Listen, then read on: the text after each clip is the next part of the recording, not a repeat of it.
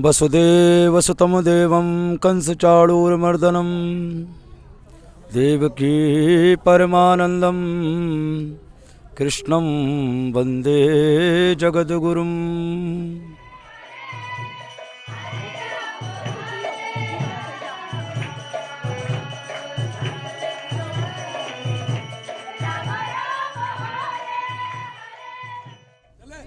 हरे कृष्णा, जय श्री राधे, जय जय श्री वृंदावन धाम। तो मैं हूँ काव्य बुद्धिराजा, स्वागत करती हूँ आपका आपके अपने चैनल बीइंग कृष्णा कॉन्शियसनेस में।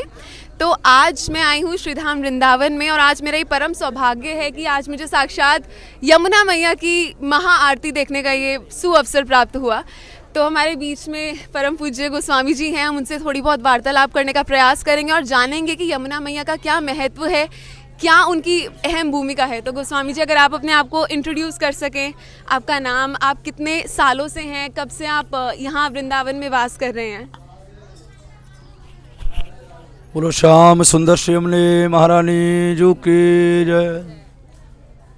वसुदेवसुतं देवं कंसचाणूरमर्दनं देवकी परमानंदं कृष्णं वंदे जगद्गुरुम्। भगवान बाल कृष्ण लाल के चरणों में प्रणाम करते हुए आज आप जो दर्शन कर रहे हैं ये स्थान है केशी तीर्थ। प्रथम तो हम आपको केशी तीर्थ की महिमा से अवगत कराते हैं। केशी तीर्थ क्या है?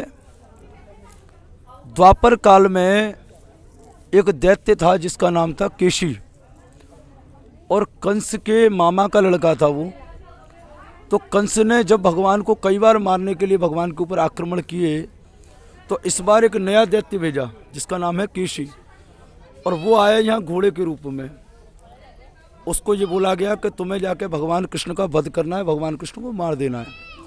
तो वो जब यहाँ आता है, भगवान के गोप ग्वाल विराजे हुए हैं, भगवान की गायों की मंडली है, उनमें आके वो मिल जाता है। और जब मिल जाता है तो वो सबसे पहले आक्रमण करता है श्रीधामा के ऊपर। इस घाट पर आकर, इस यमुना जी के तट पर आकर श्रीधामा पर आक्रमण क्यों करता है? क्योंकि एक बार खेल खेल में श्रीधामा ठाकुर जी से कहते हैं, बोले लाला तेरे बड़े आनंद है, बोले जितने भी ब्रजवासी हैं तो को माखन खवा में, मिश्री खवा में, बोले ऐसो कर आज ये तेरे मोर पंख है, ये पीताम्बर, ये बंसी है, ये आज हमको धारण करा दे। तो श्रीधामा उस दिन धारण कर लेता है। अब केशी को ये पता होता है जिसके सिर पर मोर पंख लगा हुआ है, जिसने बंसी लगा रखी है, वही कृष्ण है। केशी आता है, केशी आते ही सबसे पहले श्रीधामा के ऊपर हमला करता है। तो जैसे श्रीधामा पे हमला करता है, वो बड़े विशालकाय शरीर का होता है, केशी घोड़े के रूप में आता है, मायावी होता है। जैसे हमला करता है श्रीधामा पर तो श्रीधामा चिल्लाने लग जाता है जोर जोर से, अरे लाला कहाँ है, लाला कन्हैया आ हमारी रक्षा कर। अब ब्रजवासियों के रक्षक तो ठाकुर जी हैं।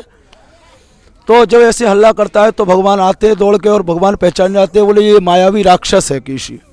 भगवान उसको आकर पकड़ते हैं और भगवान उसके मुंह में हाथ डालते हैं उसकी जीभ को खींचने के लिए। वो जैसे ही भगवान मुंह में हाथ डालते हैं वो भगवान को उड़ के आकाश मार्ग की ओर ले जाने लग जाता है। जो आकाश मार्ग की ओर ले जाता है तो भगवान उसकी जीभ को बाहर खींच लेते हैं और जीभ को बाहर खींच के उसका वध कर देते हैं केशी का। तो केशी जब मर जाता है तो उसकी जो ज्योति पुंज निकलती है, वो ज्योति पुंज निकल के हाथ जोड़ के भगवान से प्रार्थना करती है, बोले महाराज आज जो आपके हाथों ये मुझे मुक्ति का ये जो सौभाग्य मिला है, तो भगवान कहते हैं, बोले आप मुझसे वरदान मांगो केशी। तो क्योंकि जिसकी ठाकुर जी के हाथों जिसका उद्धार हो गया हो उससे बड़ा बड़भागी कौन है? बोले वरदान मांगो।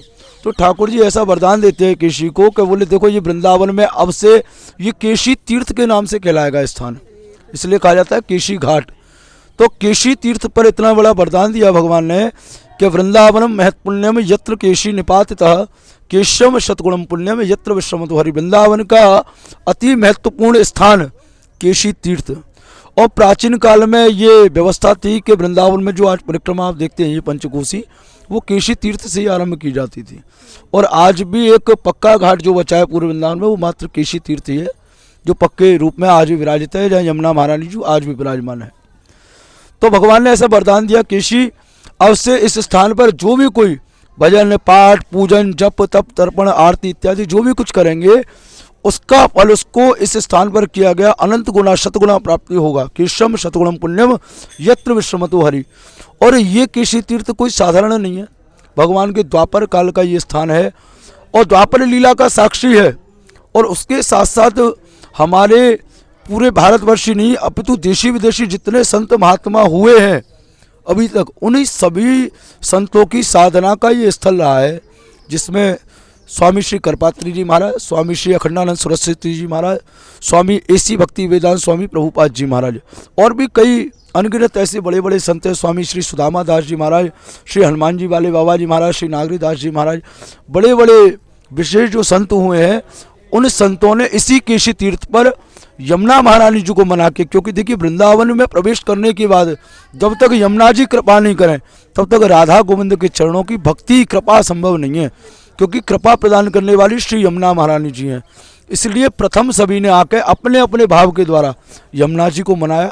यमुना जी का अच्छा, इसमें भी एक बड़ी विशेष बात क्या है कि जब ब्रज में आया भक्त तो ब्रज में आकर प्रथम क्या था, पहले की परंपरा कि पहले रज का स्नान बताया है सारे शरीर पे, क्योंकि जो हमारे जन्म जन्मांतर के पाप हैं तो ये जो भगवान की खाई हुई ये प्रसादी रज है, ये रज जब शरीर पे लग जाए तब भक्त को योग्यता प्राप्त होती है इस ब्रज की भक्ति करने की। अभी तक योग्यता नहीं है। जब उसने रज को लगाया उसके जन्म जन्मांतर के पाप ताप नष्ट हुए। उसके बाद वो यमुना महारानी जी को प्रणाम करता है और प्रणाम करके दंडोत प्रणाम करके यमुना महारानी जी का आचमन करता है, छींटा देता है और उसके बाद स्नान बताया है। ब्रज में जब कोई भक्त आया और इच्छा है कि मैं युगल सरकार की मुझको विशुद्ध भक्ति मिले तो यमुना जी की शरण में आ जाए। पहले यमुना जी कृपा कर देंगी तो युगल सरकार की कृपा मिलेगी, भक्ति मिलेगी। अन्यथा क्या है, मात्र वो दया लेकर चला जाएगा। दया क्या है, दया जिस प्रकार से एक तरीके से भिखारियों को लुटा दिया। आपने कोई चीज़ भगवान से ज़्यादा ज़बरदस्ती करके मांगी, भगवान ने आपको एक भिखारी तौर पर दे दिया। कृपा क्या है, कृपा वो है कि जहाँ पर कृपा राम की हो ता पर कृपा करे ही सब कोई। भक्तों को कहना नहीं पड़ता कि मुझे आवश्यकता क्या है, वो स्वयं जानते हैं, वो अपने व्यवस्था कर देते हैं। ये जो आरती है, ये आरती हमारे यहाँ परंपरागत चली आ रही है। मेरा नाम आचार्य सिद्धार्थ शुक्ला है और हमारे दादाजी परदादाजी इस केशी तीर्थ के हमारा पुरोहित्य रहा है।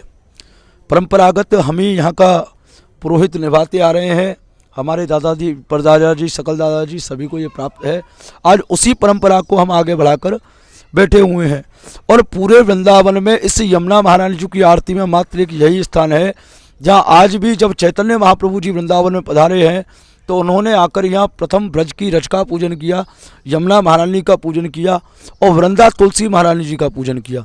वो पूजन की परंपरा आज भी इस स्थान पर अनवरत सभी भक्तों के लिए निःशुल्क रूप से कराई जाती है। यहाँ कोई भी भक्त आए सभी को निःशुल्क रूप से आरती कराई जाएगी, निःशुल्क पूजन कराया जाएगा, सारी व्यवस्थाएं निःशुल्क रूप से कराई जाती हैं। तो ये जो आरती है ये कार्तिक नियम सेवा की विशेष मंगला आरती है जो आप सुबह दर्शन कर रहे हैं। ये कार्तिक में ही आयोजित होती है और वैसे नित्य ये आरती संध्या को भी आयोजित होती है। आप संध्या काल में भी आएंगे तो आपको संध्या काल में ये आरती मिलेगी। अब यमुना महारानी जो हैं भगवान सूर्य की पुत्री, यमदेव और शनिदेव की भगिनी। सूर्य देवता कौन है, प्रकाश के स्वरूप, जो प्रकाश जीवन में यश देने वाले। यमदेव और शनिदेव, यमदेव कर्मों का, जो कर्मों के बाद जो भगवान की यहाँ से जो उसका प्रारब्ध निकला उसको चलाने वाले, चलायमान करने वाले यमदेव। और शनिदेव कौन है, जो कर्मों का हिसाब करते, निर्णय कर देते हैं। कर्म में इसका जो सत्य कर्म है सत्य के हिसाब से सत्य आपको फल मिलेगा और गलत कर्म है गलत का आपको उसी हिसाब से फल दिया जाएगा। ये शनिदेव निर्णय करते हैं। और भगवान श्री कृष्ण की यमुना महारानी पटरानी है, इसीलिए कहा है कृष्णाम्बर धराम कृष्णाम कृष्ण प्रेम प्रदायिनीम। जब भगवान यहाँ से मथुरा चले गए सारी गोपियाँ विलाप करने लग गई, रोने लग गई। पर एक जब उन्होंने दूरी पे देखा एक सुंदर सी एक युवती रूप में खड़ी हुई है। यमुना महारानी जी 16 वर्ष की रहती हैं सदैव। इनको ये वरदान प्राप्त है कि आप 16 वर्ष की रहेंगी, क्योंकि इन्होंने तपस्या करी है भगवान को प्राप्ति करने के लिए। ये गोलोक में से आई हैं, गोलोक में से कलयुग के जीवों को पार करने के लिए, तारने के लिए, क्योंकि मरे हुए को कौन तारती है, गंगा मैया, और जो जिंदे हैं उनको तारती है यमुना मैया। तो गोलोक में जब राधा रानी से ठाकुर जी बोले हमें इस मृत्यु लोक में अपनी लीला रचाने की इच्छा है। तो राधा रानी जी बोली हैं, बोले जहाँ यमुना जी नहीं, जहाँ गिरिराज नहीं और जहाँ वृंदावन नहीं, वहाँ मैं एक क्षण भी नहीं ठहर सकती। तब भगवान के विशेष आग्रह पर श्री गिरिराज धरण, यमुना महारानी जी और ये आपकी ब्रजरज, ये वहीं से आपकी आधार रही है विशेष आग्रह पर। तो वही यमुना महारानी जी आज भी विराजमान है। तो इनके विषय में एक बड़ा सुंदर वर्णन आता है कि न जातु यम यातना भवती ते पय मानता। श्री यमुनाष्टकम जी में ये वर्णन आया है कि जो भक्त गंगा जी का स्नान और यमुना का पान, गंगा जी में आप स्नान करेंगे और यमुना जी का मात्र जल का पान करेंगे, दोनों बराबर हैं। तो जो भक्त नित्य यमुना जी के जल का पान करे उसको कभी भी यम की यातना में नहीं जाना पड़ता, अर्थात नरक में नहीं जाना पड़ता। जो यमुना जी का नित्य पान करेगा, भाई दो जो अभी आपकी परसों होकर चुकी है यमद्वितीया, तो यमद्वितीया के दिन भाई बहन स्नान करेंगे, उनको कभी भी यम के द्वार पर नहीं जाना पड़ेगा। तो और सबसे विशेष बात क्या है कि जब यमुना जी की शरण में कोई भक्त आ गया तो उसको विशुद्ध भक्ति ठाकुर जी की प्राप्त होनी है, युगल सरकार की भक्ति प्राप्त होनी है। बस शर्त इतनी सी है कि जब यमुना जी के चरणों में आए तो समर्पण करके आए, शरणागत भाव से आए, यमुना जी को स्वयं को समर्पण कर दे। क्योंकि जब सारी गोपियां विलाप कर रही हैं, यमुना जी प्रसन्न मुद्रा में हैं, गोपियां बोली अरे आप इतनी प्रसन्न क्यों हैं, आपके भी प्राण प्यारे भगवान श्री कृष्ण हैं, हम लोग दुखी हैं, आप इतनी प्रसन्न कैसे हैं। तो यमुना महारानी जी कहती हैं, बोले अरे गोपियों, बोले हमने श्री राधा रानी जी की दासता स्वीकार कर ली है। तो राधा रानी जी की दासता यमुना जी ने स्वीकार करी है और यमुना जी से ठाकुर जी कभी दूर नहीं होते। तो इस कारण से जब राधा रानी से ठाकुर जी दूर नहीं है तो यमुना जी किसकी दासी हो गई, यमुना जी दासी में राधा रानी के साथ विराज रही हैं। तो इस कारण से यमुना जी का कभी भी भगवान से, हाँ भगवान से दूरी नहीं बनती है, कभी भी वियोग नहीं रहता है। और इसीलिए जो भी यमुना जी के चरणों में आएगा उसको राधा गोविंद के चरणों की भक्ति प्राप्त होगी। जो भी भक्तगण आज देख रहे हैं, हमारी बहन ने ये बहुत अच्छा प्रयास है ब्रज की संस्कृति को जगह जगह फैलाने का, कि ब्रज का मूल क्या है, ब्रज में भक्तगण पधारते हैं, ब्रज को पहचाने। ब्रज है एक विश्राम, जहाँ जीवन की भागदौड़ से विश्राम मिल जाए उसको कहते हैं ब्रज, जहाँ नित्य युगल सरकार के नित्य युगल रस की प्राप्ति हो जाए। एक बंगाली में बड़ी सुंदर बात कही जाती है, अद्यावधि नित्य लीला करे गौर राय, और कोई कोई भाग्यवान देखी बारे पाए, माने आज की अवधि में भी नित्य लीला करे गौर राय, राधा कृष्ण की नित्य लीला ब्रज में हो रही है, कोई कोई भाग्यवान देखी बारे पाए।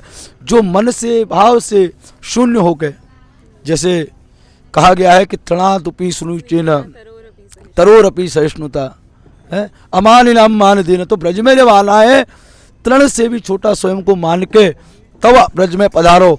तरोरपि सहिष्णुता, वृक्ष के समान सहिष्णुता, सहनशीलता।